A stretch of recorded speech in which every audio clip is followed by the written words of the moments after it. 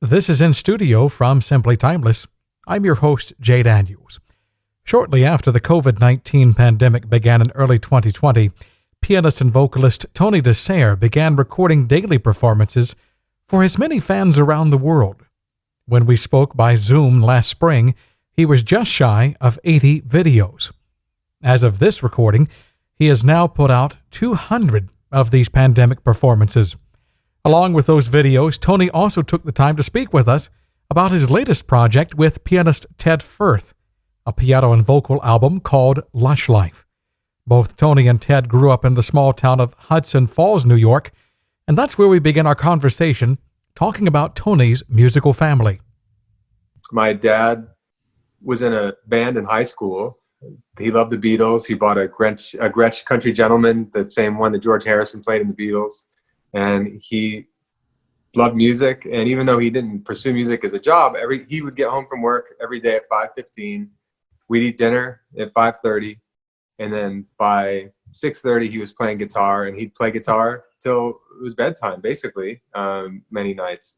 So I grew up with that and hearing Beatles songs and James Taylor and Kenny Rogers and Neil Diamond, but played live by my dad, that he was doing his own kind of covers of those. And that's how I initially was exposed to music. And my mom didn't play anything, but she was, just a great homemaker and just wonderful mom. And I have a sister 2 years younger. Her name's Trina, and also very talented. She's a really good singer and plays guitar a bit. But I was the only one crazy enough to try this for a career. What were some of the artists and songs that inspired you most outside of what your dad was playing? Well, my musical journey is kind of strange because I didn't really discover jazz until my teens. Because, obviously I knew kind of peripherally what jazz was, but I wasn't, a lot of my friends, fellow jazz artists that grew up with, music teacher parents, or they were exposed to it early on and were taking, like hearing John Coltrane in their crib, and that was not me. I grew up on what would now be considered classic pop music. So, not even Frank Sinatra. It was the stuff that my dad liked, really. But the thing that my dad loves is a good melody, and a really great voice and a great sounding recording. So that's what I was exposed to. So early on, just so many of these great melodies and lyrics of the Beatles. And you mentioned Kenny Rogers. He would pick great songs. He had a very unique voice, great production. So when I got interested in jazz, in the sense that I fell in love with songs of the Great American Songbook. So the songs that Frank Sinatra sang and that Cole Porter wrote and George Gershwin wrote and Irving Berlin wrote. So I fell in love with those melodies, and it just so happens that the language and the tools of that to put those songs across are jazz. It's more jazz harmonies, but it really never was something like jazz improvisation was never something that I personally was really trying to pursue. It was all about delivering a song, and jazz improv being a way to enhance that song. Because when you're doing a song that's like a 32 bar Great American Standard, and you go through the form once, like you have to, when you come back again to the B section, you have to do something in between to make it exciting. And that involves usually an improvised jazz solo. So that's my lens of how I view the use of jazz in my work. And even when I reharmonize a song, it's always like, okay, there's a lot of things I could do. Like, for example, a song like, I don't know, say Fly Me to the Moon. There's some people that would take that and, if the first three chords are A minor, D minor, G7, and C, they'll do anything they can to play anything but those chords. But my sense is, it's like, well, it's still got to serve the song. It's still, especially if I'm singing, it's the composer chose those chords for a reason, and I try not to stray too much. But on the other hand, you got to balance that against making it interesting and making it your own. that's kind of the strange way that I came, because I became a jazz artist, so to speak. I mean, it's, there's this, jazz is such a widely encompassing genre at this point. My friend Ted calls it jazz adjacent. I want to talk about how you formed your musical voice, and not specifically for your singing voice, but let's start at the piano. In fact, right now you're sitting at a grand, and I would assume that's a Yamaha grand that you're sitting at. It is a Yamaha. It's a Yamaha DC7. And you are a Yamaha artist. What a wonderful thing to be bestowed upon you. I have not gotten that distinction, but I will tell you from my own experience, for the music that we do, Yamaha has a wonderful touch and a wonderful sound that just cannot be duplicated. When did you begin studying piano? Well, first of all, I was always fascinated by anyone who played piano when I was a kid. So we didn't have a piano in the house, but when I would see, there was, for example, a guy that played organ in the mall, I would be fascinated by that. And, my dad was playing guitar. I started playing violin when I was in 4th grade, but I was still fascinated with piano. So by the time I was in 6th grade, I really was begging my parents for some sort of piano or keyboard. Anytime we go into Radio Shack, I would, they had the lineup of all those Casios back then. And, that's right. And I'd play them. And then finally they relented, got me lessons, and they got me a Casio, I don't know, with maybe like 46 keys. And that's what I started on. And then when I got a little more serious about it, they got me a Kurzweil K1000 weighted key, 76 key keyboard. And that's where I learned how to play. That's where I built my foundation of how I play. So I learned Scott Joplin's The Entertainer on that. I learned Rhapsody in Blue on that. Even though there was some notes, it's you need 88 keys for that piece. So it wasn't until I didn't get my first acoustic piano until 2010.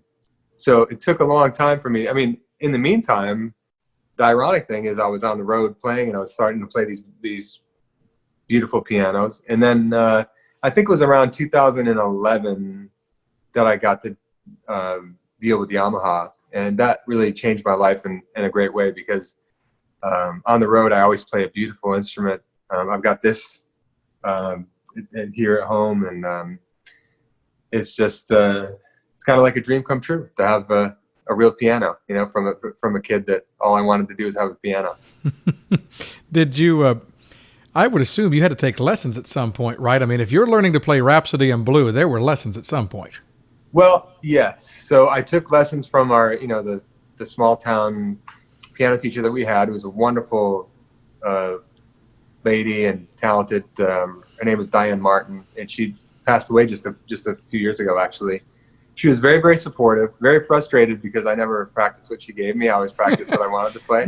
Nobody ever does that, Nobody ever does that. So, I started from square one with those first beginner books, but I wanted to learn The Entertainer. So, yeah. But that's just how I've learned music my whole life. I just threw myself into it and was stubbornly persistent about, I don't care if I only got 2 measures that I learned in the course of a week. I would sit there and be like,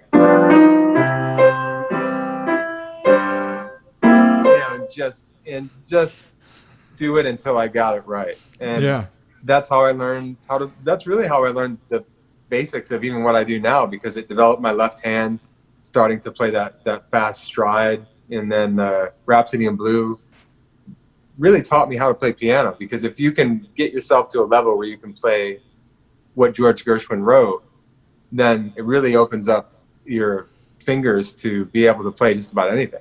Would your musical colleagues still call you stubbornly persistent?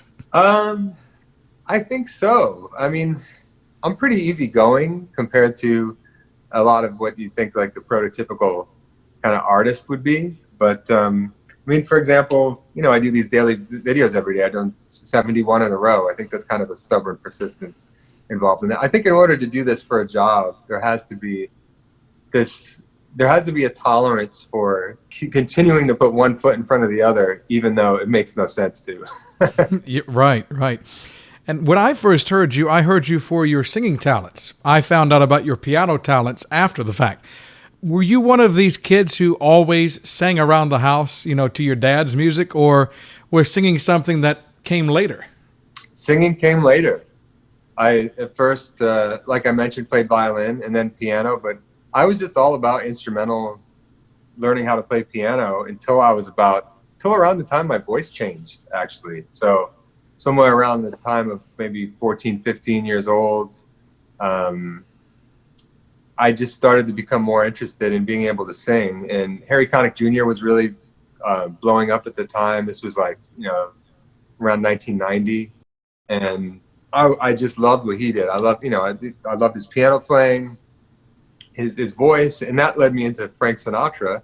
And I'm this upstate New York Italian kid, and as my voice changed, it was becoming evident that my vocal range and quality was a lot like the crooners, just by chance. I mean, my vocal range is exactly that kind of baritone Frank Sinatra range. So it was fun to learn these songs because I could, unlike pop songs, like, for example, if I tried to sing a Queen song or some of the higher range Elton John and Billy Joel stuff, it's just I couldn't do it and couldn't sound convincing. But there was something about the Great American Songbook and that type of singing that just came very naturally to me, and it was just instantly fun. And then people really enjoyed listening to me do it, and it was fun to share it with them. And that's kind of what kicked off.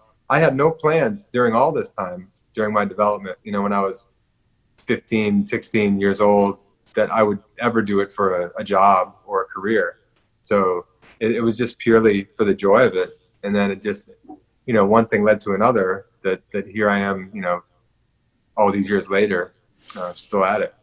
Thinking about the lessons you learned at the piano, were there techniques, even though the piano is, you play with your fingers, it's a hammer instrument. Were there lessons, though, that you were able to apply then to how you performed vocally?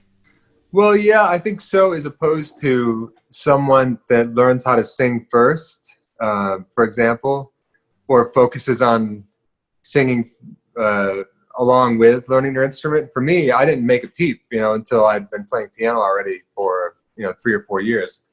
So already when I'm going into start to learn how to sing, I'm already thinking of how the melody looks on the piano, for example.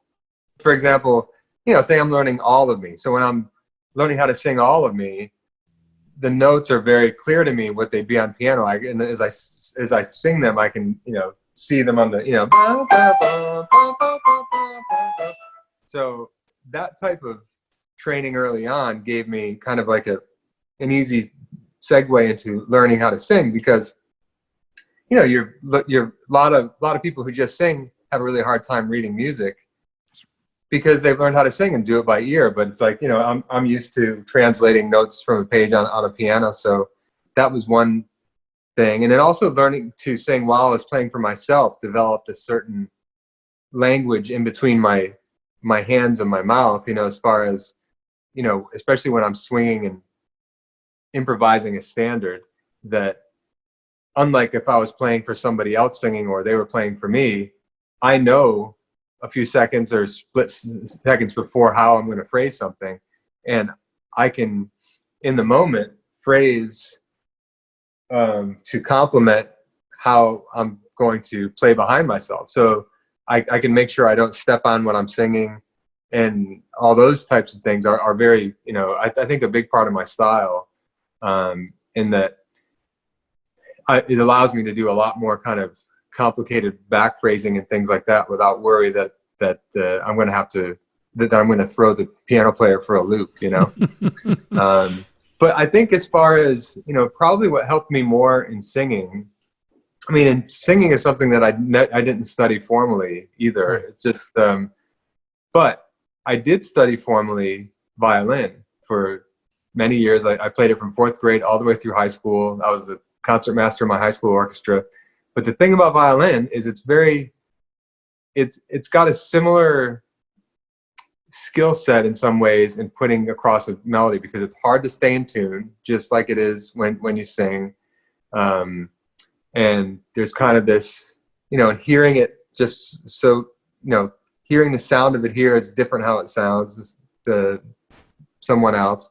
So kind of the idea of kind of getting your pitch perception and phrasing, because, on a violin, even though you don't run out of breath, it's still, there's a lot of, unlike piano or unlike some other instruments that aren't more kind of vocally aligned, violin, it's like there's a phrase, and you connect it, and you pause, and you learn kind of the basics of phrasing, and that I think helped a lot, because sometimes actually when I sing, depends on when I'm singing. When I'm with an orchestra, sometimes I find it's better for me to conceptualize that my voice is like a cello playing a solo in front of the orchestra, and if I phrase like I think a cello would, I feel like, and this could all be in my head too, but I feel like if I do that it makes it sound more beautiful and like I'm part of the orchestra, rather than I'm the lead singer and they're my backup band. You know what I mean? I do.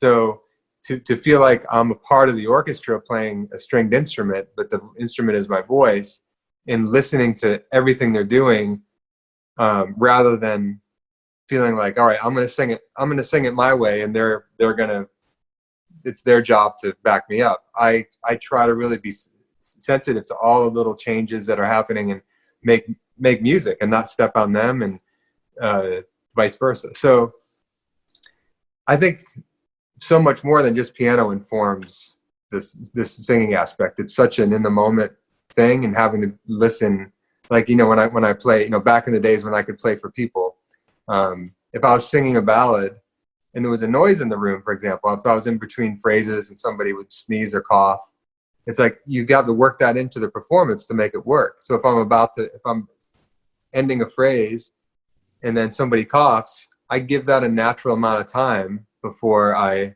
resume, because then it feels like it's all still music, to me. So all those things factor into my experience now of being on stage and doing this for so long. Your past two releases have been mainly what you would call a duet format, the duo of vocal and instrumentalist. Let's go first of all to your 2017 release, an album called One for My Baby, after the Harold Arlen and Johnny Mercer classic. Primarily it features you and guitarist Edward Decker, but there was also a track where the two of you played with someone who had become a longtime friend and mentor, the late Bucky Pizzarelli. How did you two meet? Well, Bucky and I met when I was really trying to develop my career in New York City. And at the time when I met him, I was actually kind of struggling a bit, because I was hard to find steady gigs. This was in the year after September 11th. And I started playing at this piano bar. It didn't survive long in New York City, but it was there for about a year. It's called Jilly's Piano Bar. And it was by the same people that had the old Jilly's that Frank Sinatra used to go to back in the day. So anyway, anybody that loved Frank Sinatra would come to this club, because the real diehard Frank Sinatra fans. So Joe Piscopo, of course, huge Sinatra fan. He did the famous Frank Sinatra impression on SNL back in the 80s. And so Joe Piscopo comes in one night, and I'm playing, and he just loves what I'm doing. So before too long, he comes in a few more times, and he actually started to call me to play his shows. So he had a live band with a lot of his shows, and he'd sing, and he hired me to lead the band. So that's what I was doing around that time, playing piano bar, and then playing some gigs for Joe Piscopo, usually in the New Jersey, New York area. And Joe got hired to open a benefit for the emergency fund of the Jazz Artists Foundation at the Apollo Theater up in Harlem. So, and he asked me to play piano on that too. So they put that together, and they kind of formed these different all-star bands, based on whose thing. And Bucky Pizzarelli was part of that. So we rehearsed, and Bucky just took a liking to me. He invited me to see him at a jazz club in New Jersey, which I went to see, and he had me sit in, which then led to me getting a gig at that jazz club. And Then I asked Bucky to play on a demo, which ended up becoming my first international major jazz release. And throughout the years, we did a run at the Oak Room at the Algonquin, I think 2 runs there, and some various things. And over the years, he was a very important figure in my life and my career. And more than likely, if I hadn't met him, the whole record deal and starting to tour and really get the kind of work that I hoped to get, it may not have happened, or it certainly wouldn't have happened the way that it did. So Bucky recently, just last month, passed away. And I mean, but he was 93 or 94. So he had a really nice long life. And I saw him back in February. So I got to see him and kind of say my goodbyes. I knew it was the last time that I would see him. And I mean, he's an amazing guy. I mean, he saw so much, and he played for everybody. He toured China with Benny Goodman. He played in the Tonight Show band. He played on countless jazz and rock and roll recordings. Because back in the when they were doing like Del Shannon, Runaway, and things like that, they would have their house rhythm section play, and Bucky was on all those records, usually uncredited, but he was big in that scene of both jazz and rock records, back when that was the 40s, 50s, 60s. And you had the pleasure of featuring him on what would be his last recording that ended up on your album, One for My Baby. I want to speak of your work with Bucky in this sense, not only just the two of you working together, but bringing him in with Edward Decker, who was on the rest of the tracks on the release. How did the three of you come together to form a collective musical voice for that recording? Well, the reason I'm working with Ed to begin with is because Ed is a protege of Bucky. And I was playing with Bucky years ago, and Ed came to see me. Well, Ed didn't come to see me. He came to see Bucky. And Ed loved what I was doing, and kind of haunted me for a while until I was convinced that I should hire him, because Bucky was very busy with all these other things, and I love the sound of the 7-string guitar. So Ed became part of my band, and we've worked together now for over 10 years. And Ed's a really big student of how Bucky played, and his even there's a book, I think it's a Mel Bay book on 7-string guitar about Bucky Pizzarelli's playing that Ed wrote. He did all the transcriptions and all that. So he's kind of an expert on that style of playing. So, and our thinking was there's not really, that we know of, a really great album of 7-string guitar behind a vocalist. And we thought, well, we should make one and try to make it as great as we can. And because Bucky is kind of the patriarch of the 7-string guitar, even though he wasn't really recording much, we wanted him to be on a track, just for the fact that it meant a lot to us to have him on, and that so many people love Bucky that they would appreciate hearing him. Your most recent album, Lush Life, the name of that one, and it features a similar intimate setting with you and the pianist Tedd Firth. How do you feel that a duet setting possibly exposes some of your musical vulnerabilities? You mentioned that I've done kind of 2 back-to-back duet albums, and there's a reason for that. One is because I do my own recordings now at home. So we recorded both of those in my home studio, and they're easier to do. So that's one just very basic foundational issue. It's just 2 people involved. And I felt like I wanted to do something different that allowed me to focus on being a singer. So in the case of Lush Life with Tedd is probably the finest jazz piano accompanist for vocalist that's currently working right now. And we also happen to be from the same town. We're both from Hudson Falls. We both grew up in the same grade. I really became more fascinated with piano because of Tedd Firth, because in third grade, Tedd would, the piano teacher would roll the piano in for for music class, and Tedd would play. And I thought it was the coolest thing. Well, fast forward all these years later, and Tedd becomes the best piano player for this type of thing that I do anyway. So I would have known him even if we didn't grow up together. I mean, I was the best man at Tedd's wedding. So Tedd and I have always, I mean, I wouldn't have just anybody play piano for me, of course, because I do play my own piano, and a lot of times I'm happy enough with that. But there's certain, Tedd is uniquely brilliant at beautiful, sophisticated ballads that, you know, that require a lot of harmonic invention and just great ideas. And he's so well versed in working in the studio. So, but it does that type of project both with Ed and Tedd. So you only have one instrument. It's very exposed.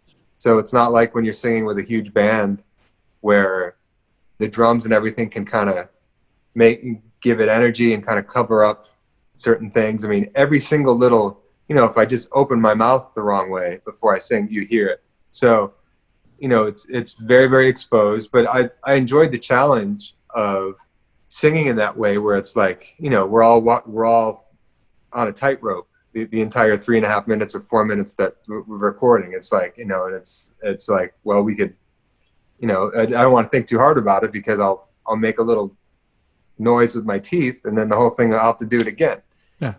So it was a really good lesson in continuing to refine the phrasing and how we sing, and also the amount of paying attention it takes when you're playing with somebody on piano, something that's rubato, that's not in tempo, which most of those songs are like that.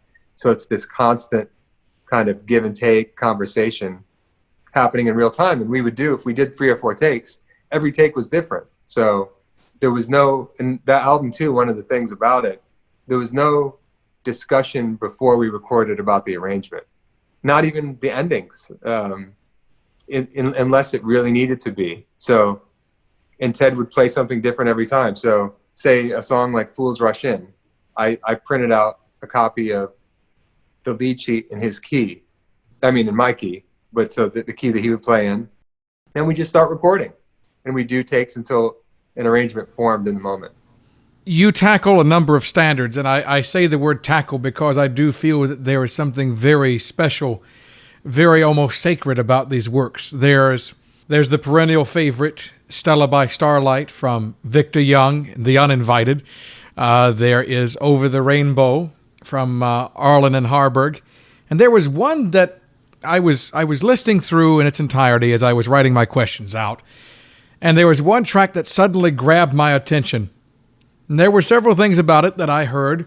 Your vocal delivery seemed to have a bit more of a blues influence. Then I heard the sound of what appeared to be a Hammond B3 organ, and I realized very quickly, I don't know this song. I haven't heard this song before. It's called San Diego Serenade, and this is one track I want you to kind of give us a little bit of the backstory on why you included this song.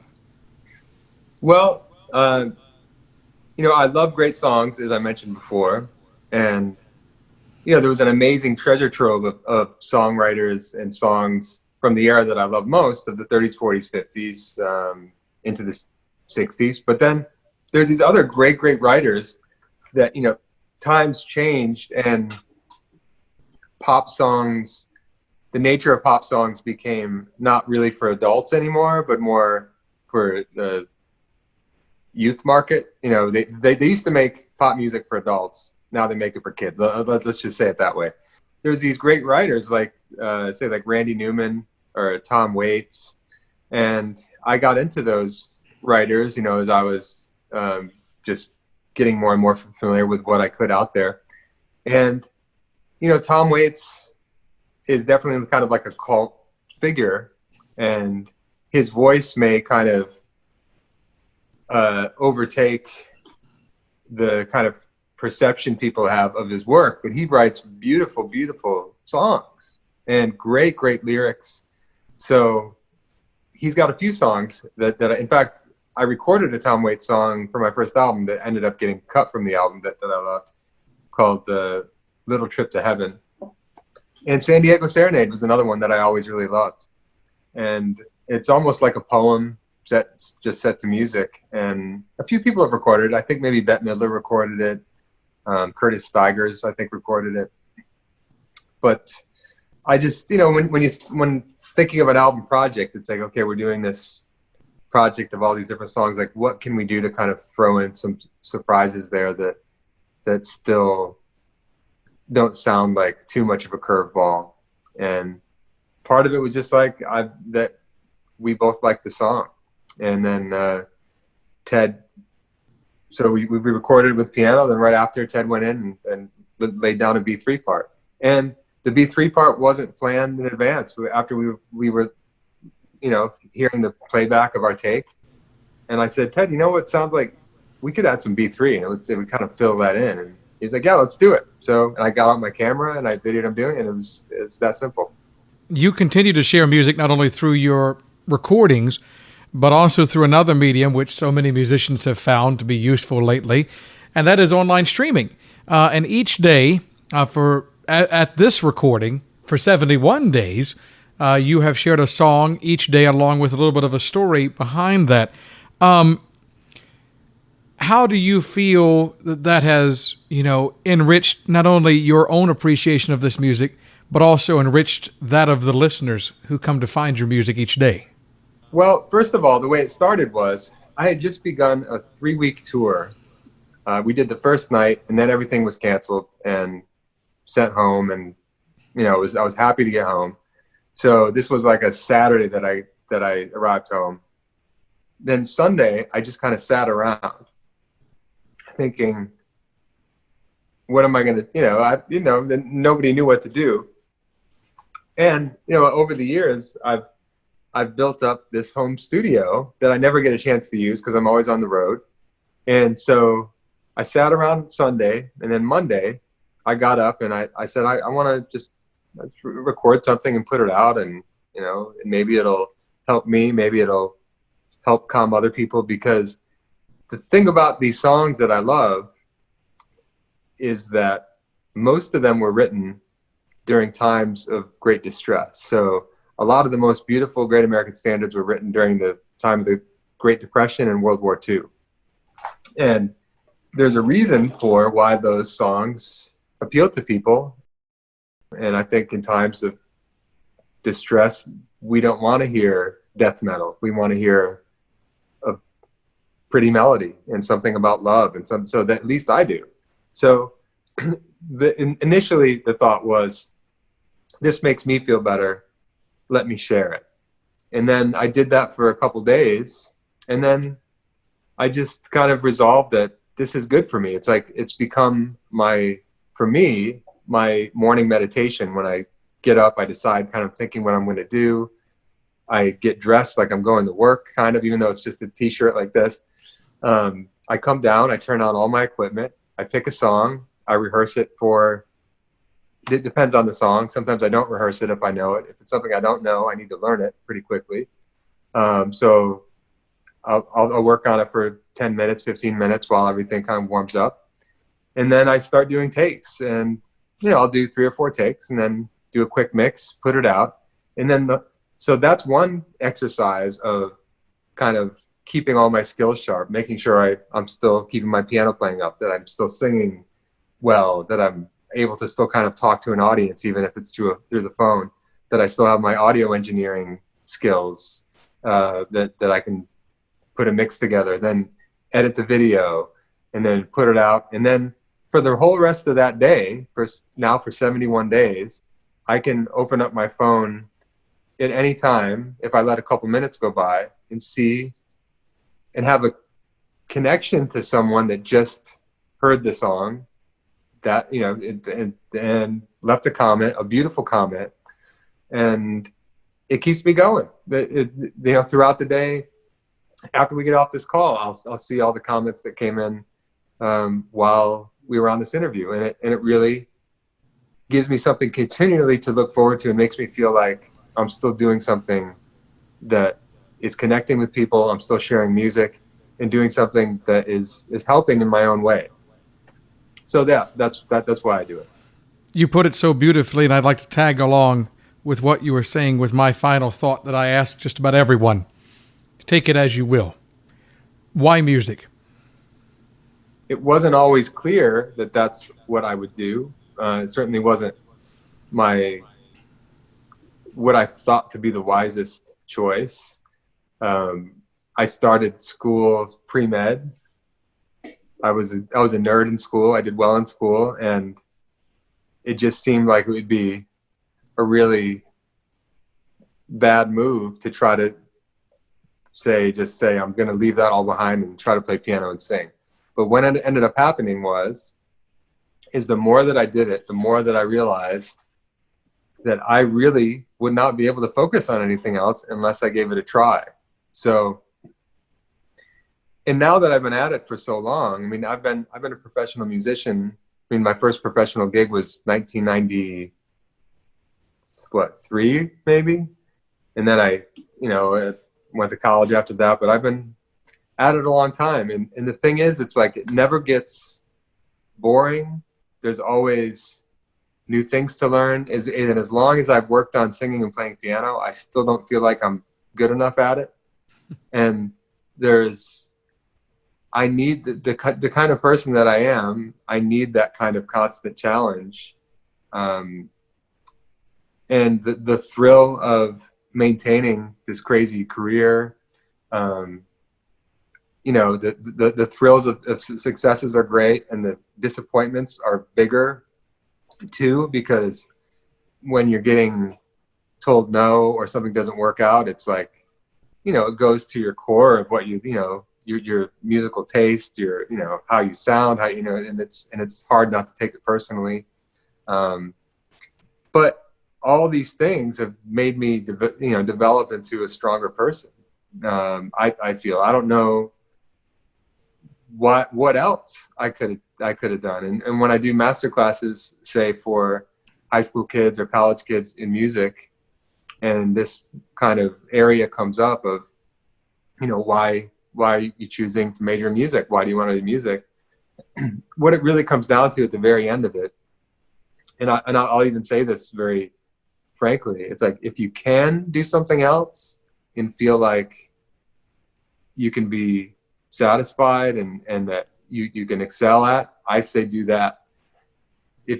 But if you know that music is the only thing that you really can do, and we've been lucky in this country so far anyway, this pandemic has called this into question, we're lucky that music has been an option of something that we can do for a living. And as challenging as it is, it's very rewarding.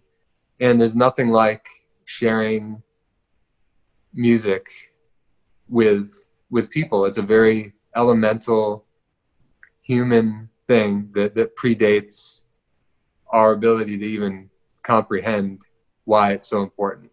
And it's a privilege to be able to do it.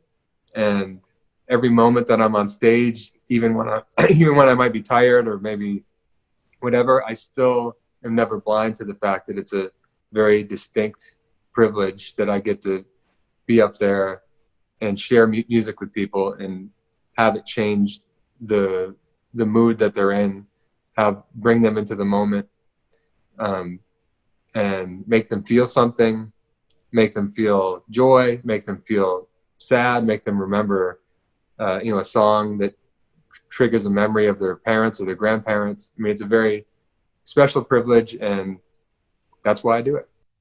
Tony DeSare, this week's guest during In Studio from Simply Timeless.